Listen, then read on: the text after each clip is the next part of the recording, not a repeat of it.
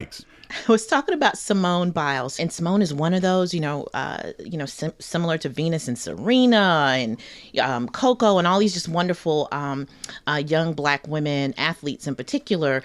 And this is this moment where I felt like she was coming into her own as like a political figure.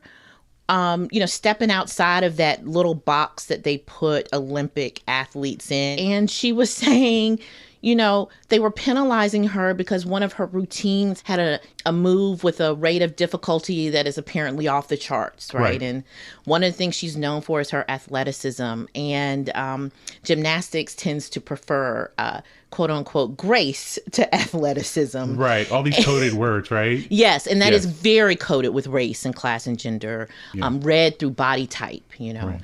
And so she was saying, listen, you don't want me to do my best, what would make this challenging for me, I will go home. And I thought that is just the kind of freedom that I wish for every woman, and especially every Black woman, the freedom to say, I see what you get out of me being here. Right. But there's nothing for me in this scenario.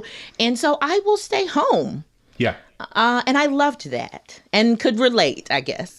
I loved it too. I was moved because it felt like perhaps she was putting her mental health, prioritizing her mental health and her wellness over others who wanted things from her. I think it's important to note that it was women athletes who I think really shaped that conversation. And that happened over the pandemic, didn't it? And there were some white dudes that had some op-eds, I think, in the Times perhaps, or somewhere saying some stuff. And yeah, that if you don't want to compete at that level, if you can't handle, if you don't have the mental toughness, again, coded language. And, we're in this time where I think athletes of Simone's age are like all people her age, which is they have a very different understanding of what they owe.